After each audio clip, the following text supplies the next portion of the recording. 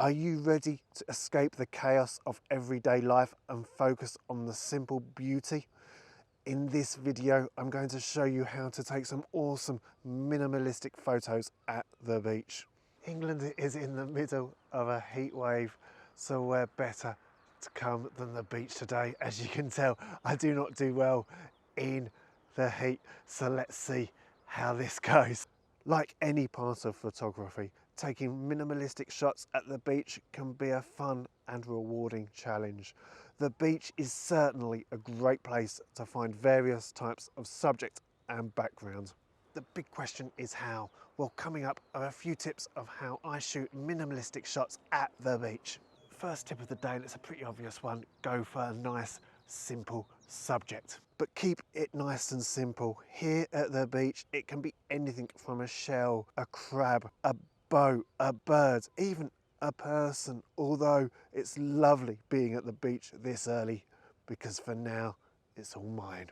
But the important thing is make sure your subject is clear, it's isolated, it stands out from the background. My favourite type of simple subject at any beach is the use of groins. I love how they point their way out to the endless sea. I don't know about you, but sometimes I feel that when I've captured one groin, I've captured them all. However, when you get to a location, you find that type of composition and you start exploring the possibilities. You realise the differences at hand. We're here at low tide today. It was a deliberate decision. The reasons for that will become clearer further into the video. It's worth remembering that groins act as a safety measure. They're there to disrupt the tidal flow as the tide comes in. Of course, this groin here, this shot here, we've got the reminder of the sea's dominance. We've got this lovely trench as it forks its way around the back of the groin, and we've got these lovely branches off in here to the foreground. Just leads its way out into the beach, and then of course we've got a little bit of sea in the distance. We want a nice shallow depth of field. We don't want to focus too much on the background. Our focus is here in the foreground. So let's start thinking about the settings. I'm going to pull out the live view so it's easier for me to see. I want to go for a nice wide aperture, the widest possible. I'm shooting at 24mm, the widest possible with this shot. ISO 100, nice starting point with the exposure triangle. Go for a nice clean image, especially if we're on the tripod. Shooting at f4, that's the widest aperture we can have with this lens, and that leaves me with a shutter speed of, let's get the shot nicely set up properly, do things properly, Neil, here. That leaves me with a shutter of 1/200th of a second. Not too bad. I probably don't even need the tripod when shooting that high, but why not? I might even take a nice low down shot in a minute just to put emphasis on these little branches into the beach.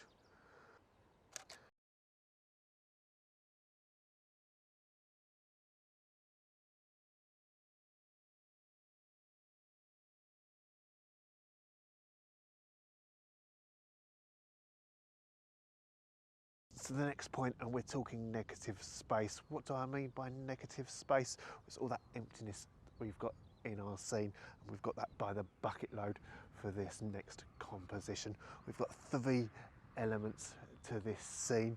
We've got the lovely blue sky, barely a cloud can be seen on another beautiful day. We've got the sea, we've got the low tide just out in the distance, and then we've got the beach here in our foreground.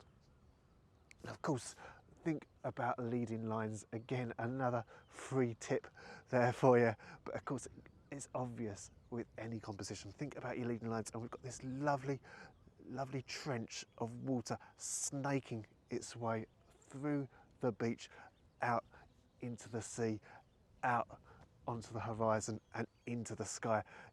It's lovely this morning because sometimes I find, of course, if it can be a bit hazy in the morning, you struggle to differentiate between the sky and the sea. You struggle to see that horizon line, but there's no problem with that this morning. Now, like with any scene, I've of course got to think about the composition. I've got to think about how that gets set up prior to taking the shot. Most of my images, I tend to use the rule of thirds. It's nice and simple. I can get the grid up on screen so I can get the nice horizon line in the distance, either on the top horizontal or the bottom horizontal. How do I decide which one I use? Well, it's pretty simple for me, really. What's going on in the sky? Is it flat? Is there much happening? Of course, if we've got nice drama, if we've got lovely golden hour, sunrise, sunset colours, then of course you might want to focus more on the sky than the landscape, or in this case, the seascape. However, on this occasion, we do really only have drab blues in the sky. We've got a bit of cloud in the distance, but it can't really be seen. So we want the horizon line to fall on that top horizontal. We want to focus on the beach for this particular subject. We're going for some nice long exposures this morning. I want nice smoothness in the water, maybe a little bit of motion in the waves where possible, just to add a little bit, so just so it's not a completely flat shot. Again, 5-second timer here, focusing a nice dead center. We want sharpness throughout, even if it is nice and simple. And there we go again.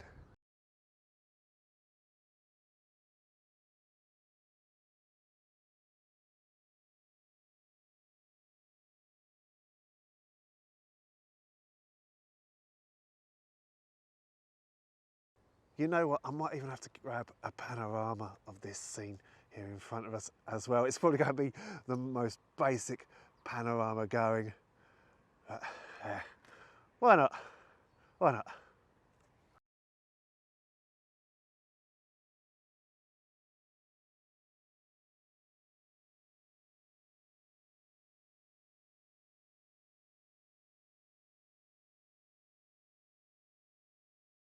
So what are we up to now? Something like tip number 3, I think it is. I've not really bothered counting. It doesn't really matter though, does it, in all honesty? But tip number 3 is all about finding an interesting subject.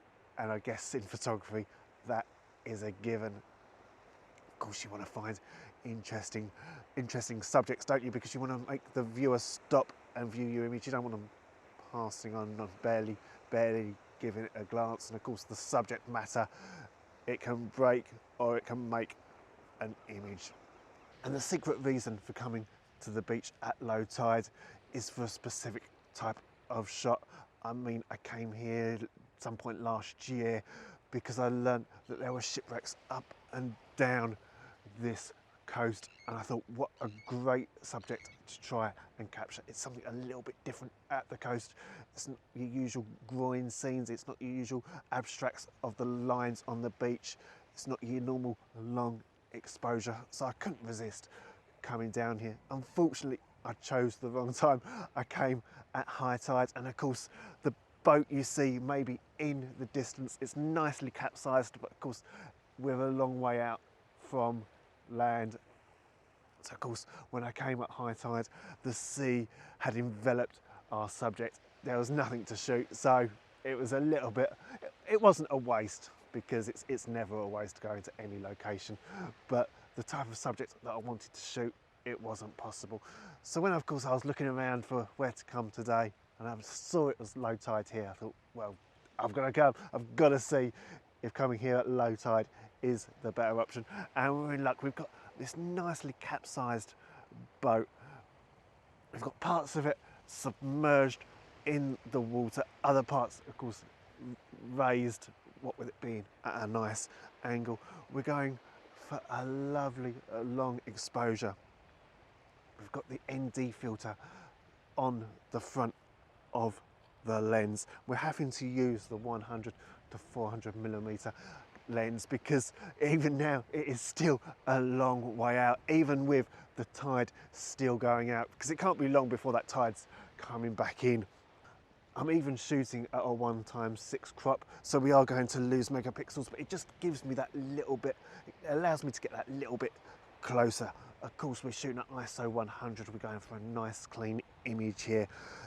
F13, so we can get a nice slow shutter. Of course, we're getting some lovely morning light here now, so of course the lighter it gets, the harder it's going to be to capture the long exposure. And it's given us a shutter of 5 seconds. Hopefully there won't be too much motion, so when the shot comes out we won't get any camera shake, even with a 2-second timer turned on. But we've got everything nicely in focus here. 2-second timer activated. There's the start of our 5-second shutter, and hopefully this image will appear now.